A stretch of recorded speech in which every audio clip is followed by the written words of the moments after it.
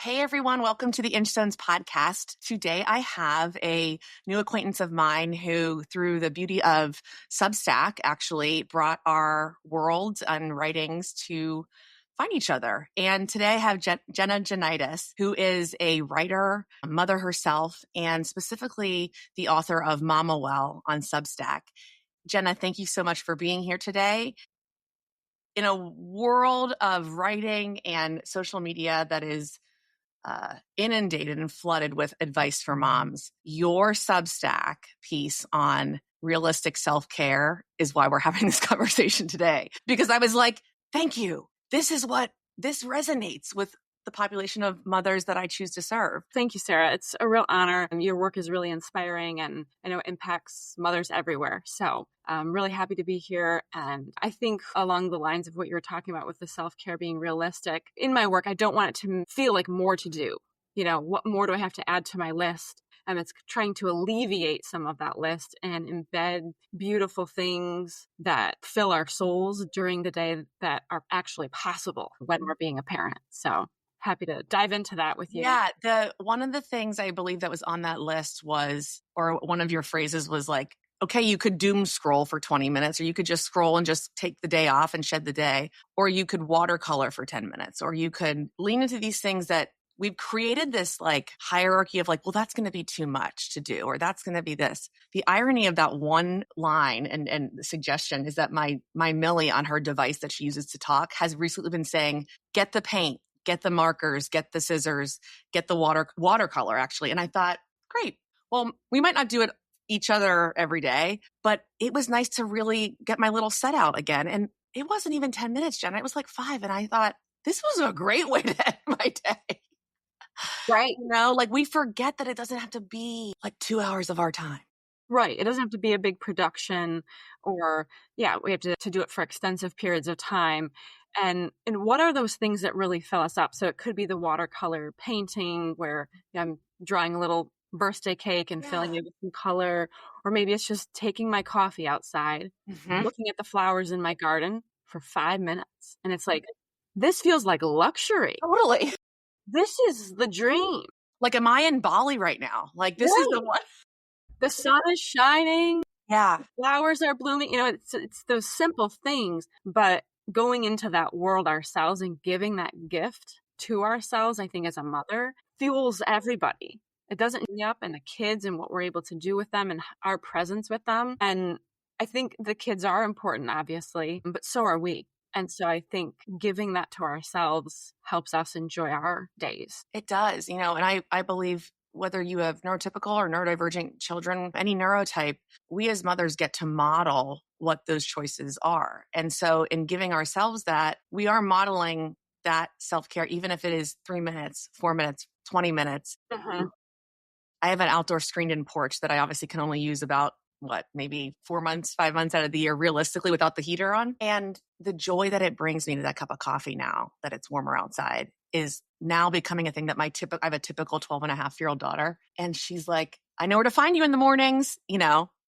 And I think that that's what we're modeling too, that these children, they're watching even the slightest of smallest things that we do for our motherhood journey. I think, I have a similar experience because we have a front porch and it overlooks this beautiful neighborhood with all this landscaping and people walking by. I try to go out there when I wake up before my kids. I go out there for stretching and coffee and things like that. And then my kids join me. They see me out, they look out the window. Oh, there's mom, and they cuddle up and we start our day with just that slowness together.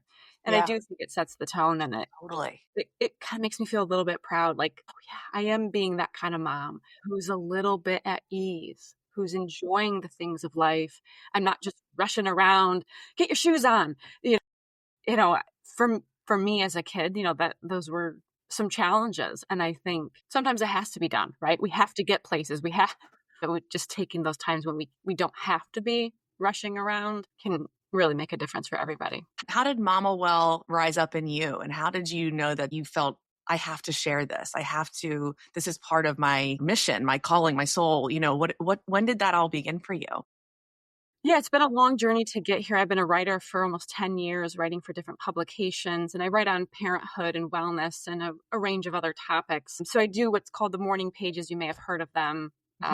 They're from Julia Cameron's book, The Artist's Way. Yes. So I've been doing that for close to 2 years. And, I thought for a while my work was meant to be healing things within myself, my inner child. I worked with internal family systems and EMDR and some other therapies, which was definitely a breakthrough in my life. Because they say, like, as you become a parent and you're experiencing your children at the ages things happen to you, it brings up all these triggers and things. And so that was really healing. And I wrote about a lot of that. And I think that has its place, but I'm not a psychologist. I'm not an expert in all of those things. And I realize that a lot of women are already doing that type of work. They're aware of that. They're trying to be a very present parent, mindful parent. They're putting their all into their kids. They're showing empathy. They're, a lot of the women that I'm parenting with are doing a lot of that stuff, which is so great.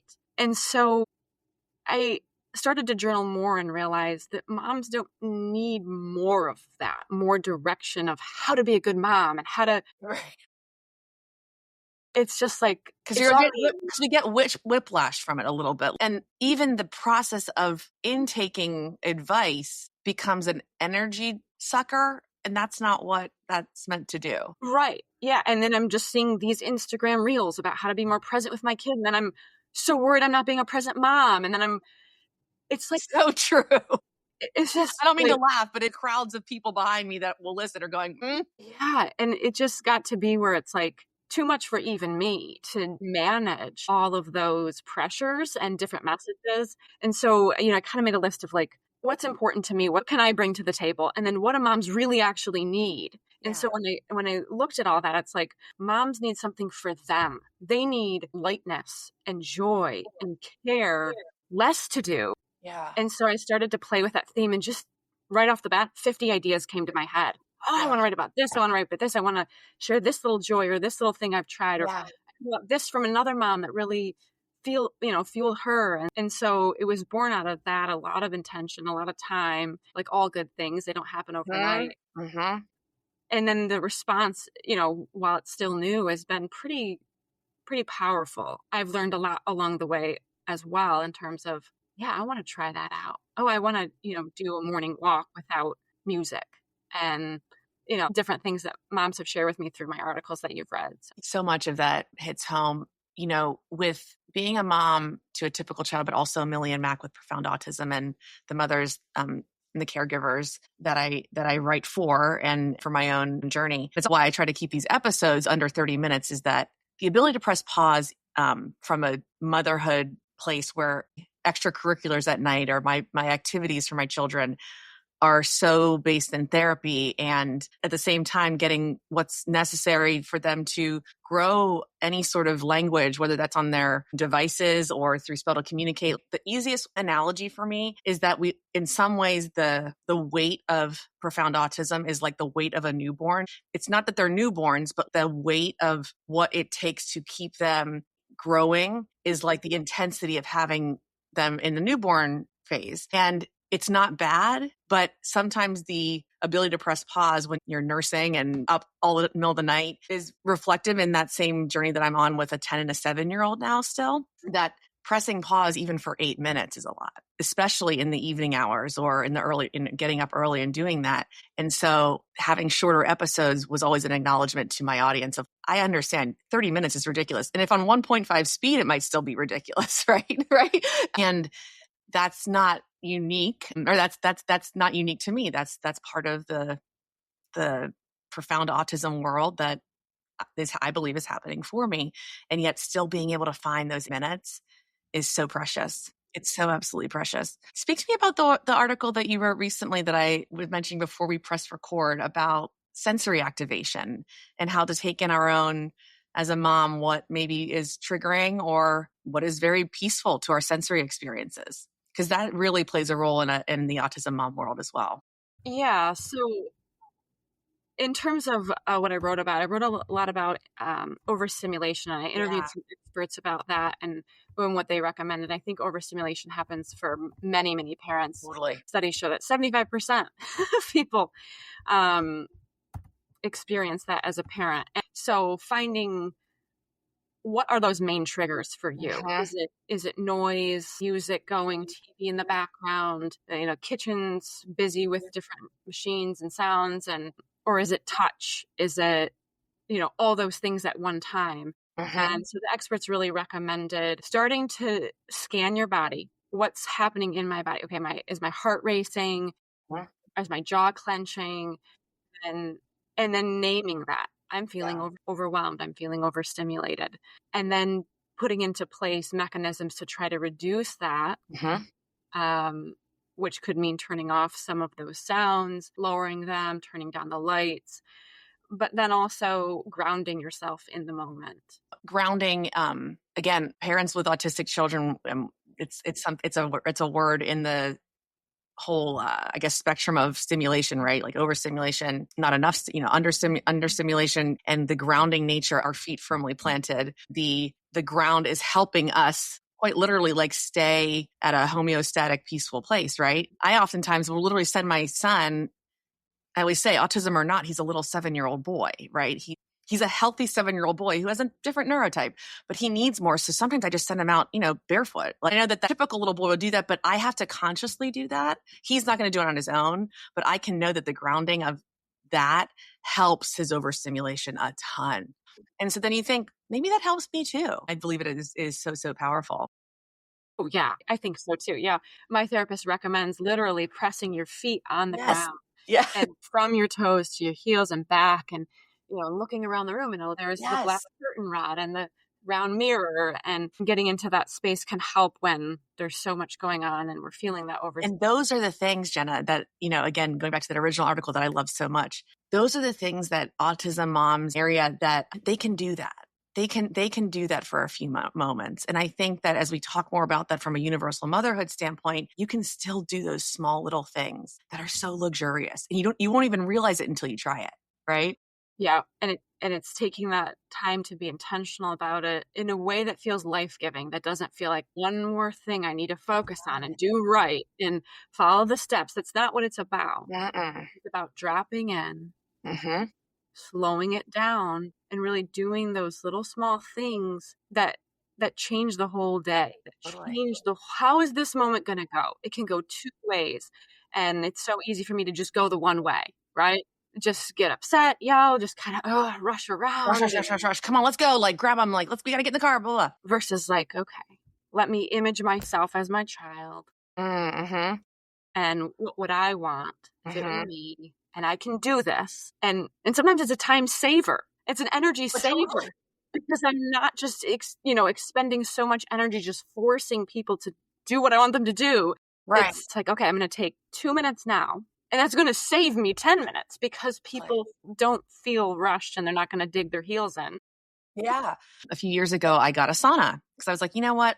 If it's good enough for the Finns to do every day in Finland, it's good enough for me. Okay. I got this one person sauna, and I can get really down very quickly about like, crap, I'm not going to be able to get 11 minutes in. Like, I've got 4. Like, I realistically got 4. And I was saying actually to my oldest, I said, I'm going to go in the sauna for 4 minutes. And she started laughing. And I go, sweetie, think about how powerful 4 minutes is. Right. And I go, I'm going to go down. I'm going to be a sweaty mess in 4 minutes. And whatever it gives me, it gives me. And it's always the right choice. Yes. Yeah. And it's funny you say that because I've always thought I'm kind of like a little bit wild. Like, I'll cook dinner and then it's like, all right, I'm going to drop down and do 5 push-ups. Yeah. And there, I got a little exercise in, and I'm going to do lunges while I put away laundry. And that's what I got today. And that's good. Yeah. Like, I did it. Funny aside to that, exercising while cooking dinner, my college roommates still remember my own mother doing sit-ups in the corner while moving us into our apartment building for senior year in college. And it's still this running joke. They're like, we'll never forget, like, we're moving cinder blocks to put these twin beds on to have storage underneath it. And your mom is in the corner doing 50 sit-ups. And I thought, yeah, she made it work. That's like, it was not convenient and it didn't look like what a typical mom would do, but man, she got that in. As summer comes, and I saw something that you had written, like the slowing down nature of summer. And what does it look like slowing down for you? Talk about what it might look like when the schedules do change and we are with our children more and slow down, in those small ways? Yeah, well, that's a great question. And I'm still working on that article. So I don't have all the answers yet. But yeah, for me, I think it's the way that I start the day that matters the most in the summer. Again, we talked about being on the porch or, just not expecting that I'm going to start the day getting things done or, having it look a certain way because I read somewhere that it's like one of the most important moments of the day for a child, and it's like the first 5 minutes, the last 5 minutes. Yeah. And I think that's also important for us of how we start our days without a phone, with a little movement, with journaling, whatever sets you up. And I think it's a balance though. And like I said, I haven't written it yet. So it's a mix of having some really fun things on the calendar, then have nothing at all and balancing that. I don't know how you approach that as a mom. Really benefit from visuals to help with scheduling and being mindful about like the schedule and how it does shift in the summer. I've got that C. Eisler like big ass calendar. Right. It's the intentionality again of it. And it comes back to, it doesn't mean that you have to like become a travel agent or like a camp director to make conscious decisions about what works for you and your family. When I was only a mom of one, I have a mom friend who had 4 kids. And so her youngest was my oldest age. So she was, about 10 years ahead and had 4 children. And one of the lines she would always use is, Sarah, what works best for your family? And right now your family is one little girl. And look what works best for you, because it's not going to be what works best for me with a 10, 8, 6, and 1 or newborn, being able to say that that's okay. It's not going to look the same. I think that's what we were saying before we press record is having agency, peaceful agency that like, that's a really good idea that doesn't work for my family is okay to say, I think so too. Yeah. Just one other piece of the scheduling aspect. For me, I find that when I don't feel so locked into a time, like I gotta be here at 10 o'clock. Yeah. It's going to be 10:15, 10:17. It doesn't really matter. Time is a social construct, Jenna. That's right. Construct. Couldn't agree more. Have you ever read the book by Catherine May called Wintering? No, I've heard of it though. Oh, add it to your list. Okay. As someone who deeply loves a good wintering phase, like where you sort of cocoon and we're not meant to be flowering and vibrant every month. That summer reminds us that we can still have moments where we just sit in the breeze and just stand and take it in. And it's not still sunny and bright, but like the tree still stays rooted in the phase of when they're flowering too. And summer can be chaotic and it could lack the routine that it has during the year. I think I'm more of an outlier in the like profound autism mom community where like, I don't isolate, like we get out there. The world's reaction to me and my children is really none of my responsibility, and being able to contain that enough to say like, we do integrate, we do get out there, we don't isolate, we engage, we interact, and those have parameters to it. And however that looks, especially during the summer where we have the ability to travel more, be outside, we have to be able to say what works for us. And it doesn't mean that we're denying anyone else their truth about what works for their family too. And I think I see that resonate so much in your writing. And that's why I hope that my readers that obviously find a mirror in my work go to you, because I think that is innate in part of what you do as a writer. I really have not found a writer who is able to write in a way that hits me as a mother who's very much not living my kind of reality. And yet it resonated so deeply. So I think that's a gift that you have. And you have a very great voice. You might need to start your own podcast, Jenna. Gosh, very soothing voice. Thank you. Well, thanks for the kind words. That really means a lot and helps me keep going with the work that I'm doing. And Good. Always love hearing from moms and talking with them because it's a real gift to be able to do this. And it's also I don't know. I want to use the word work, but I don't, because it is work, but it's a life more than work. Yeah. And I think that, the systems of the present day time, we're always in great shift, and we're, cultures and communities and how we live are evolving. And, how old you are, I'm at 42, I'm solidly in middle life. And you realize so deeply that culture and society is just always moving. We're always reorienting to the realities of the day. And we can also retain and slow that all down for what our little micro world of our home and our children are. And, we'll never know what these choices we make now for our kids. How old are your kids, by the way? They're all 6 and under. Okay. You 4. So like, we'll never know what my 3 and your 4 in 40 years are going to say. right? Like we can guess. Had my parents share with me that one thing that I said as a young kid, and I'm the oldest of my siblings, was I'm going for a run for 20 minutes, but I'd said it 20. I didn't say 20. I said 20.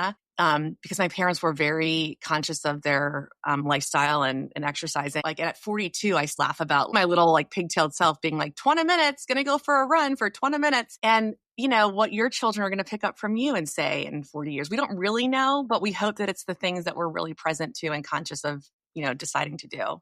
Yeah, I really hope so. And we can't control those outcomes as much as I'd love to. Yeah. But I think just doing the work every day, and just kind of the realization that this is our family, Yeah. and so we get to do it how we want to do it, and we get to make these choices and live this life, and it can look different than anybody else, and that's really beautiful. It's like our own art form, right? Our own creation, our own world that we can have with our children, and it's something that only each one of us can do our own way. Do you see it with your 6-year-old is your oldest? Do you see that in your oldest? I do. I mean, every mom probably raves about their kids, but my kids are As you should. they're just incredible. So, yeah, I see a lot of the good, and I'm like, was that me or is that just them? Well, I Maybe a little don't bit of know. both. It's a both. And I think that, our ability to get really quiet and make these choices, as we've discussed over the last, half an hour, are really, really important. And we have, as mothers with a number of children, we don't really know what those are going to do and create in their own psyche and minds and their choices. But I think when you make choices that come from a sense of health and deep peace and deep like acknowledgement of the present moment and being mindful to that, however that lands on our children as they grow up, I can't imagine it being a severe negative, right? I think that there only really lands in the healthy positive. Oh yeah. I mean, I think this is the most important thing we can do. Yeah. Is do that for ourselves, for that for our kids, and help our kids learn those things too. Yeah, based on everything that I know, that I've read, that I've researched, I think this is some of the most important work we can do, because it lays the foundation for how the family operates, how they feel, how they connect with each other. And if I'm well, as much as I can be, I think that just permeates through everybody. Totally. Well, that's a wonderful place to end, because I do believe that it does permeate through our homes and our children. And Jenna, thank you so much for the work that you do, for hitting a community you might not have thought when you started your Substack that you were going to hit the, non-speaking autism mom world. But I hope that you find great satisfaction in doing so, because that doesn't happen that often in our world where we feel seen and heard by atypical moms. So thank you. Thank you for your work. Yes. And everyone, I'll be able to link where you can find Jenna and her work on Substack and her website and all the pieces that she has authored. And until next time on the Inchstones podcast. Thank you, Sarah. This was a real joy and honor. Awesome. Thanks, Jenna.